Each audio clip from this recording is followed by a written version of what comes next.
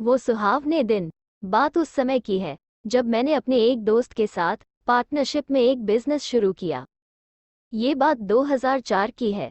शाम के समय मेरे पास काफ़ी समय होता था, तो मैं नेट पर सर्फिंग या चैटिंग करता रहता था। उसी दौरान एक बार मेरा एक ऐसी लड़की से कनेक्शन हुआ जो विधवा थी, मुझसे 5 साल छोटी थी और एक 2 साल के बच्चे की माँ भी थी। अब हम दोनों ने फ़ोन पर बात करनी शुरू की। एक दिन उसने मुझसे पूछा कि अगर मुझे उसके बारे में मालूम है। मैंने कहा हाँ, कि वो एक विधवा है और एक बच्चे की माँ है। पूछने पर कि क्या मुझे कोई ऐतराज़ तो नहीं, मैंने कहा इन सब बातों से मुझे कोई फ़र्क नहीं पड़ता, क्योंकि यह सब तुमने जानबूझकर नहीं किया, ये तो अपने आप हुआ है। फिर इस बात की सज़ा की, तुम विधवा हो, तुम्हें सज़ा क्यों मिले। ये बात उसे इतनी अच्छी लगी कि उसके दिल में मेरे लिए और इज्जत बढ़ गई और अब हम दोनों फ़ोन पर घंटों लंबी बातें करने लगे। काफ़ी समय बीत गया। एक दिन उसने मुझसे कहा कि वो मुझसे प्यार करने लगी है, जबकि मैं उसे अपनी फ़ोटोग्राफ दिखा चुका था, लेकिन उसने अभी तक अपनी फ़ोटो नहीं दिखाई थी। उसके इतना कहने से मैंने कहा कि मुझे उससे बात करना अच्छा लगता है और मेरे दिल में उसके लिए बहुत जगह है, लेकिन मैं प्यार नहीं करता। उसके जिद करने पर कि मुझे भी उससे प्यार है, मैंने बोल दिया, हाँ आई लव यू टू। लेकिन ये वर्ड्स दिल से नहीं निकले थे। मैंने उससे कहा, जिस दिन मुझे उससे प्यार होगा, मैं अपने आप और उस आवाज़ में, उस फील के साथ कह दूंगा और वो मेरे दिल से निकली हुई आवाज़ होगी। हम दोनों के बात का सिलसिला चलता रहा। एक दिन रात को जब हम दोनों बात कर रहे थे, उसका बेटा आया और उसे तंग करने लगा। उसने मुझे कहा कि ये बहुत तंग कर रहा है, वो चाहती है कि वो सो जाए क्योंकि उसे कल सुबह स्कूल जाना है। मैंने उससे कहा कि उसे फ़ोन दे।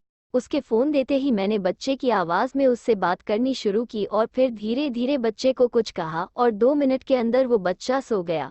उसने मुझसे पूछा कि मैंने ऐसा क्या जादू किया। मैंने कहा कि मुझे बच्चों से बहुत प्यार है, बस वो हम दोनों, बच्चे और मेरे, के बीच की बात है और अब हमारी बात फ़ोन पर फिर से शुरू हो गई। एक रात फिर उस बच्चे ने खूब शोर मचाना शुरू किया, तो मेरे कहने पर उसने बच्चे को फ़ोन दे दिया। मेरे हेलो कहते ही उस बच्चे ने जो कहा, पापा आप कब आयोगे, उसने मुझे हिला दिया और मैं 10 दिन तक सो नहीं सका। वो शब्द मेरे कानों में गूंजते रहे और वहीं से मुझे उस लड़की से प्यार हो गया।